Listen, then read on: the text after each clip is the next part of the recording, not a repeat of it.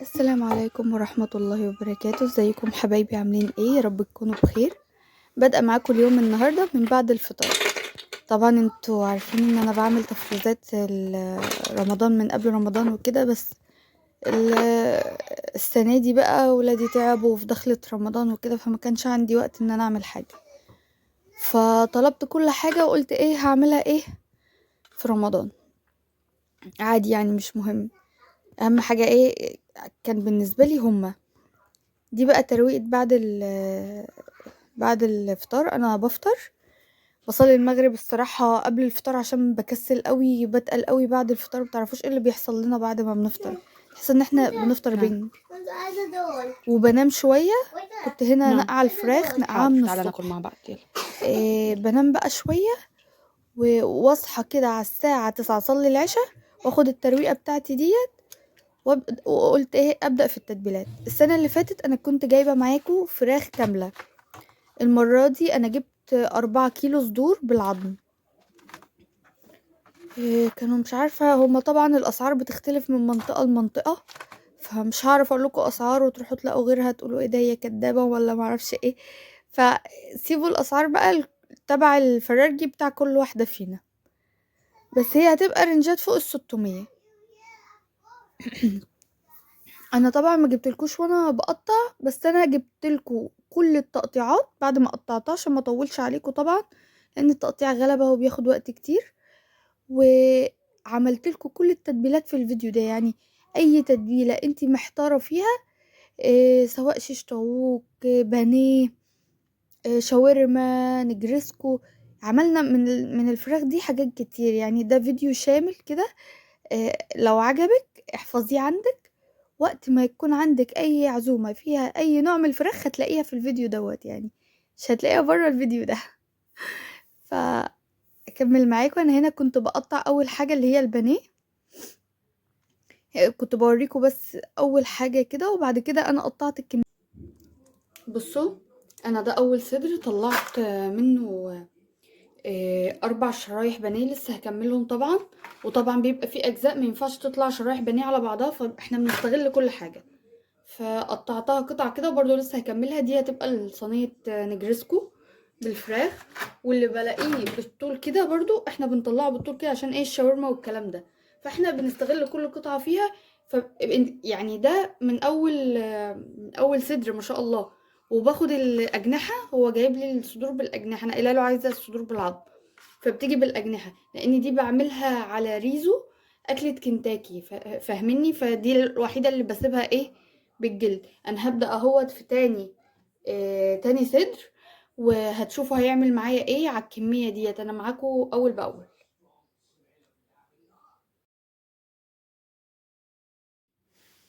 انا خلصت التقطيعات كلها، هوريها لكم اهي كلها دلوقتي. بس قبل ما اوريها لكم كنت بنضف مكاني ومكان التقطيعات ومكان الفراخ وكده، اكيد بتبقى عامله ريحه زفاره. بس عايزه اقول لكم عشان انا نقعها من الصبح ما كانش ليها اي ريحه زفاره خالص، بس طبعا لازم ايه كل حاجه تبقى على نظافه وكده. خلاص، هنا انا كنت بوريكم ان انا حطاهم على جنب، هوريه لكم دلوقتي بالتفصيل. بس كنت بعمل اخر حاجه بقى اللي هي ايه لا يكون نازل فيها اي حاجه من الفراخ او كده. ف بحاول ان انا على قد ما اقدر الدنيا تبقى نظيفه وريحتها حلوه حواليا. بدات بقى هنا اوريكم الحاجات النجرسكو اول واحده والشاورما هوريها لكم دلوقتي بالتفصيل كلها طبعا. بصوا هنا اللي متقطع مكعبات دوت صينيه نجرسكو، طبعا دي يومين. واللي متقطع شرايح ده شاورما. والجوانح دي هعملها اللي هي فرايد تشيكن زي الكنتاكي وكده. واللي متقطع كبير دوت ده شيش طاووق. طبعا ده طبعا بيزيد جدا طبعا بالفلفل والبصل والطماطم. في بقى ديت هعملها برضو ممكن جنب الجوانح. انا مقطعاها تخينه ازاي ستريبس وكده. في هنا مقطعاه اللي هو هادي شويه، الرفيع خالص للبانيه. والتخين ده انا بعمله سمبوسه كده، يعني بقطعه سمبوسه كده وبعمله على الملوخيه بيبقى رهيب، يعني دي اكله ملوخيه. وفي هنا اكل بكاتا دي هناكلها بكره، استنوا اصورها لكم. وطبعا مش كله كان جايب الذر والحاجات دي، فانا عينت الكام حاجه دولت عشان هعمل عليهم شوربه لسان عصفور لولادي، عشان انتوا عارفين بقى البرد ماسكنا كلنا اليومين دول، عمال اعمل لسان عصفور بالمرقه وكده، فدولت هعمل منهم شوربه عشان اخليها في التلاجة للسان العصفور. تعالوا بقى هنبدا بقى هنا نعمل ايه بقى دلوقتي. هنبدا دلوقتي ان احنا نعمل ايه، التتبيلات. يا جماعه عايزه اقول لكم حاجه مش هتصدقوها، الكبه دي بتاعت نينتي، اقسم بجلاله الله بتاعت نينا. يعني انا جبت عليها وباظ، وماما جابت عليها وباظ، بس بجد حقيقي دي محترمه جدا. هي ماركتها مولفيكس، طبعا دي ماركه محترمه جدا، وحاجات زمان بتعيش يعني غير حاجات دلوقتي خالص. يعني هنفرم اول حاجه في التتبيلات معايا هفرمها هي البصل.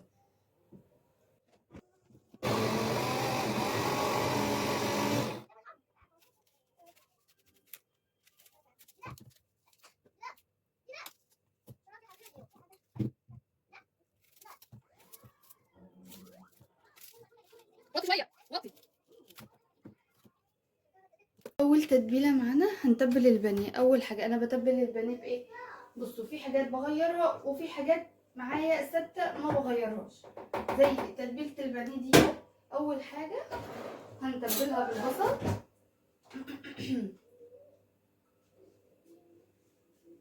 هاخد البصل اللي انا تبلته ده، خد معلقتين كده حلوين عشان المعلقه دي كبيره قوي، تمام. وهو اصلا كميه قليله، انا عامله بانيه على مده يوم، تمام.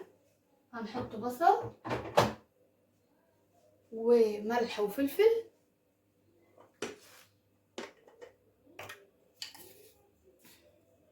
بسم الله الرحمن الرحيم. الحاجه لما بتتبل يا جماعه في الفريزر كل ما قعدت كل ما كانت احلى. انا عندي فرخه ناويه اشويها، كنت ناويه اطلعها مع الحاجات دي عشان اتبلها السنه اللي فاتت، عملتها هتلاقوها عندكم على اليوتيوب، كانت رهيبه. فانا ايه ناويه اعملها كده تاني. حطيت ملح وفلفل وبصل، وهحط بابريكا حبه كده حلوين اهي، بابريكا. وهحط شويه صغيرين من الكاري، لو مش متاح عادي مش هيفرق، وشويه صغيرين من الكزبره. هو بيدي طعم حلو قوي، بس لو انت مش عندك ما تقدميش نفسك عادي. هفرك بقى كل ده مع بعضه وارجع لكم. وبكده دي اول تتبيله معايا اهي، هنسيبها بقى وهنغلفها في الاخر. تعالوا بقى نشوف تاني حاجه ايه. تاني حاجه هتبل الشيش طاووق معاكم. انا بتبله برضو ببصل، يعني الحاجات اللي بعملها ببصل هاخدها ورا بعض. وليمون، الليمون في السوق آه وناشف، يعني غالي ومش حلو. مش عارفين في ايه في الليمون كل فترة تلاقي حاجة كده طالعة في السوق، يعني شوية توم شوية الليمون. هشيل البذر بقى اللي عليه دوت عشان البذر ده بيمرر. وهنا جنزبيل بودر، بحبه قوي في تتبيلات الفراخ بالذات، تمام. وكزبرة، بابريكا طبعا معانا في كل التتبيلات، هي اهم حاجة في الحوار ده. طبعا كل ما بتجيبوها من عطار كويس بيبقى طعمها بيفرق. وكاري، انا كنت الاول بحط عليه الفلفل والبصل بتوعه، بسيب الطماطم لوقتها لان طبعا ايه ما تبصش. بس إيه لما باجي اطلعه من الفريزر السنه اللي فاتت لما جيت طلعته لقيت الخضار اللي انا حاطاه اللي هو البصل والفلفل اللي بنحطه في الشيش يعني دبلان. فقلت السنه دي لا هتبل الفراخ كده، ويوم ما اطلع اعمل شيش في العصيان هقطع الخضار بتاعه كله فريش. وطبعا الملح انا مش عارفه انا بحطه دلوقتي هنا بقى لغايه ما اخلص. بسم الله الرحمن الرحيم. لازم اسمي قبل ما اعمل اي حاجه، بالذات الملح ده عشان انا يا اما ملح كتير يا اما ملح قليل. هنحط الملح كده، ملح. طبعا الملح الملح ده ذوق كل واحدة، يعني في ناس بتحب الملح كتير، في ناس بتحب الملح قليل. حط هنا ملح وفلفل. هفرك الكلام ده في بعضه وارجع لكم بتتبيلة تالت حاجة. ودي كانت تاني حاجة تبلتها معايا. تالت حاجة بقى هنتبلها مع بعض هي الستريبس. طبعا ده في البيت احلى بكتير من اللي بنجيبه مجمد. ليه بقى؟ لان اللي بنجيبه مجمد مهما كانت الماركة حلوة برضو بتلاقيهم ما بيبقاش فيه لحم، ما بيبقاش اللحم تخين كده، بتحسي ان انت بتاكلي الطبقة اللي هي الكريسبي اللي من بره ديت المقرمشة. فانا ايه، بنعمله في البيت بيبقى احلى واضمن ومعروف. ده بقى تتبيلته مختلفة شوية. ثانية. اول حاجة هنحط الباربيكيو صوص. ده اول حاجة هتبله بباربيكيو صوص. انا كنت بفتح البتاع دي غلط خالص. بصوا انا هوريها لكم في واحدة تانية بتتفتح ازاي. بيبقى عليها واحدة هنا ونقطم دي بالسكينة وبنحط دي عليها اللي هي بتبقى هنا. فرندا هي اللي علمتني المعلومة دي. اول حاجة في، بصوا احنا هنتبل الوينجز، الجناحات كمان معاه، لان الاتنين دول هعملهم كريسبي. طبعا انا هعمل كل الاكل ده معاكم، وهنعمل جنبيه رز الريزو بالظبط زي كنتاكي. طبعا ريزو كنتاكي بيتعمل بالرز المصري، معروفة يعني. اللي يقولك بسمتي ده ما يبقاش بقى كنتاكي. احنا هنحط الاول كده شوية محترمين من الباربيكيو. تمام. ده تتبيلته مختلفة شوية. وهحط شوية من الصويا صوص. هي المفروض الغامقة، بس انا بحط الفاتحة. خلي بالكم الفاتحة حادقة شوية، فنخلي بالنا واحنا بنعمل بيها. ومفروض انا لسه برضو على التتبيله دي دبس رمان، بس انا اكتشفت ان وانا بطلع الازازه ان الازازه فاضيه، فعادي هبقى اضيفه وقتها. ودي اختياري. الهوت صوص احنا بنحبه يكون حامي شويه، وهحط شطه كمان. اللي ما بيحبش الحاجه حاميه ما يحطش الخطوه دي، ولا كانكم شايفينها خالص. تمام. طبعا البابريكا، الاتنين دول تتبيلتهم واحده، لان انا زي ما قلت لكم والكاري هحطهم دول طبعا وقتها في ميه متلجه، ونطلع من الميه المتلجه نحط في الدقيق. انتوا عارفين الشغل يعني الشغلانه دي انا برضو هعملها لكم بالظبط، يعني عشان تشوفوا طريقتي برضو بطلعه كريسبي ازاي، يبقى مقرمش من بره وطري من جوه من غير ما نحرقه ولا نشيطه.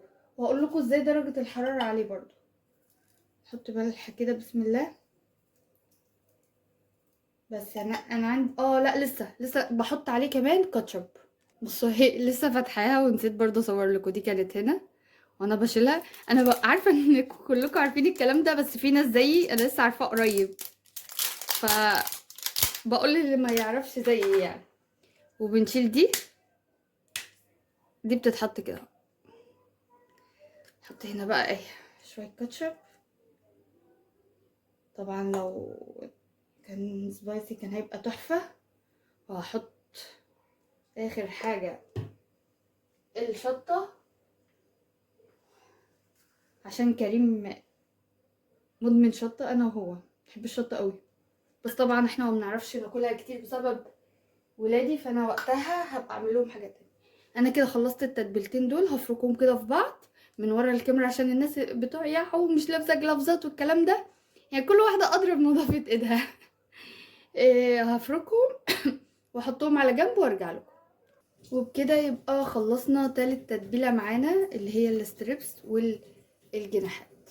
احنا كده عملنا مع بعض عشان ما اسرحش: البانيه والشيش طاووق والستريبس اللي هنحمره في الدقيق. نيجي بقى للتتبيلة الشاورما. ثانية فيها شوية مية هشيلهم عشان تبقى كده صافية. تتبيلة الشاورما، بصوا الشاورما انا بحب اقطعها كده كده اهو. تمام. دي بتبقى تتبيلتها مختلفة شوية. بحط زبادي. طبعا ما تقلقيش من الزبادي، هتقولي لي ازاي هتدخليها وتفرزيها الفريزر وكده. يا جماعه احنا بنشيل القشطه في الفريزر بالسنين، يعني بالسنين حرفيا. يعني بنقعدها فتره ما بيجرالهاش اي حاجه. وهحط كاتشب،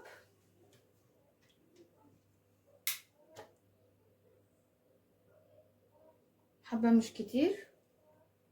طبعا اهم حاجة عندي في الشاورما المستردة، بحب طعمها قوي، بتدي طعم وبتدي لون خطير بجد. مستردة كفاية كده. كاري طبعا. في اللي هي بتاعه الشاورما جاهزه بتتباع، انا ساعات بجيبها يعني مش هكذب عليكم، بس دي لو ايه، لو انا ما تبلتش بقالي كذا يوم ومستعجله، لكن طالما في التتبيله هتقعد كذا يوم فبتبلها انا، بتطلع احلى والله كمان من اللي جاي جاهز.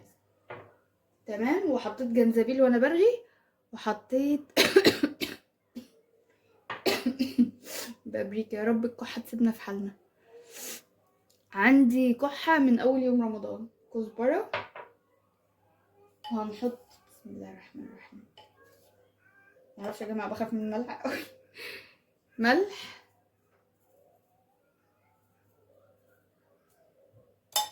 وفلفل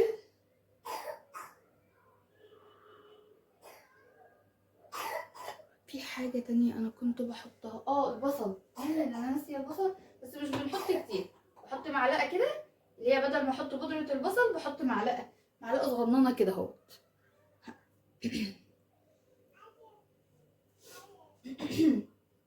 وشوية صويا صوص لتعزيز، طبعا دي برضو اختياري، الصويا صوص هنا في الشاورما اختياري، بس انا اما اول ما بنزل الشاورما على طاسة سخنة، الصويا صوص ده بيعمل لها طعم رهيب. هقلب الكلام ده كله كده في بعض. لا لسه خل. انا عشان كده التتبيله مع بعض ببقى خايفه ان انا انسى حاجه، فببقى مروشه بقى. شويه خل كده حلوين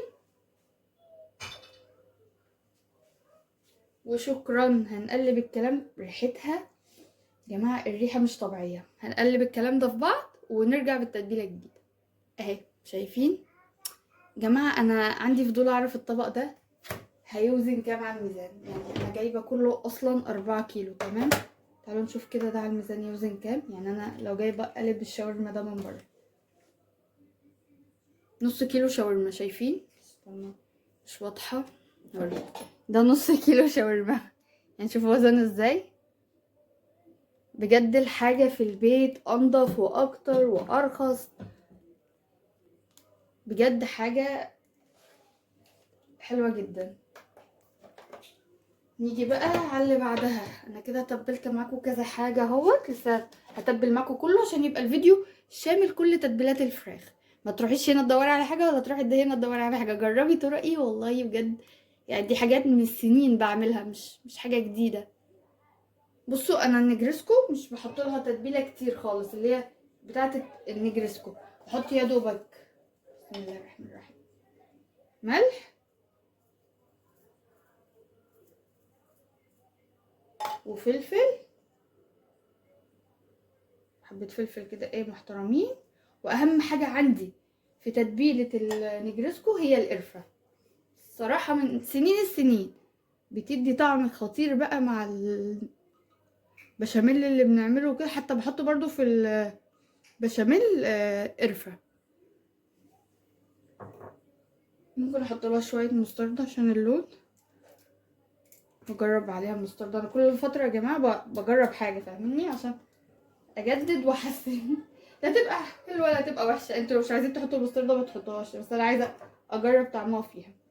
والكاري بس. يعني اهم حاجه في تتبيله النجرسكو عندي ملح وفلفل وقرفه. اي حاجه بعد كده مش عايزين تحطوها ما تحطوهاش. هقلب الكلام ده بقى مع بعضه. اسمه ايه؟ كاتشا. اهي خلاص خلصتها بعد ما قلبتها. الفراخ بقى اللي انا هعملها على ملوخيه، اللي احنا زي ما قلنا مقطعينها جزل تخينه. بعملها بايه بقى؟ بعملها بالبصل. نعم. لعبة، خدي اللعبة اهي. حط عليها بصل كده كتير، لان انا عايزة ازود بصل هنا كمان.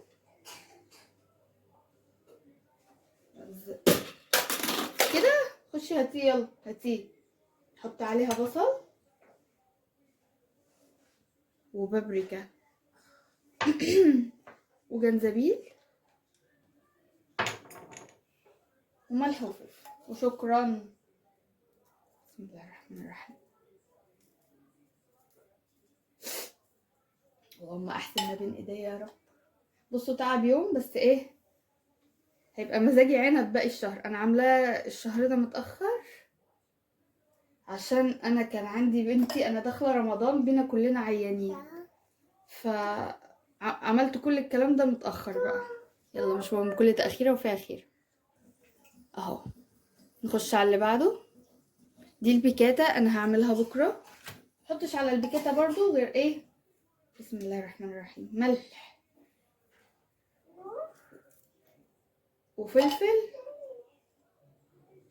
ايه ده مسحرتي؟ ايه ده ليه؟ احنا امتى دلوقتي؟ والله سرحت في المطبخ. ملح وفلفل وقرفه. قرفه خلصت ولا ايه؟ لا اهي. بس ملح وفلفل وقرفه. دي انا هعملها بكره وهصور لكم الفيديو بتاعها وانزلها لكم، هتشوفوا شكلها رهيب. بصوا البصل اللي اتبقى حطيت عليه مستردة ومعلقه صلصه وملح وفلفل وكمون. المره دي حطيت كمون وبابريكا والجنزبيل. دولت هقلبهم مع بعض. اهم حاجه معلقه الصلصه. الفرخه اللي انا قلت لكم وهي مجمده مش هينفع اطلعها افكها وارجع احطها في الفريزر تاني. فانا هعمل ايه، لو الفرخه دي مثلا هناكلها بعد بكره هعين التتبيله دي، هغلفها واعينها واطلعها ايه اتبلها من ليلتها. يعني لو تبلتها قبلها كان هيبقى احسن، بس فعلا ما ينفعش تبقى حاجه مجمده تفكيها وترجعي تجمديها تاني. بيقولوا غلط بس انا والله ما اعرف غلط ليه. تمام. فانا هنا عملت معاكم زي ما انتم شايفين كل الحاجات دي. اللي وصل لهنا طبعا ما تنسوش تعملوا لايك وسبسكرايب للقناه. ولو الفيديو عجبكم بجد وجربتوا حاجه منه، اتمنى ان انتوا تقولوا لي في الكومنتات جربتوا ايه وطلع معاكم حلو. ولو عجبكم افكاري في الحاجات دي، انا السنه اللي فاتت كنت عاملاها بفراخ كامله، فانا حاسه ان السنه دي مريحاني اكتر الصدور، ما تعبنيش ده المره اللي فاتت. كنت عايزه اقول لكم المره اللي فاتت كنت بادئه فيها من بتاع ده، بادئه فيها الفجر الساعه 3 الفجر مخلصاها الساعه 11 الصبح. انا دلوقتي الحمد لله مخلصها قبل السحور اهو، والحمد لله ما خدتش وقت مني خالص زي ما انتوا شايفين كده. مفيش بس غير اللي هي الكام رقبه والحاجه دولت هسلقهم دلوقتي واحنا بنتسحر، اخد منهم شوربه حلوه تبقى في التلاجة يعني. بس لو عجبكم الفيديو ما تنسوش تعملوا لي لايك وسبسكرايب. انا عارفه ان انا رغيت كتير بس والله انا بحب اوصل لكم اقل التفاصيل، زي ما انا بحب برضو اسمع اقل التفاصيل. اشوفكم في فيديو تاني ان شاء الله. مع السلامه.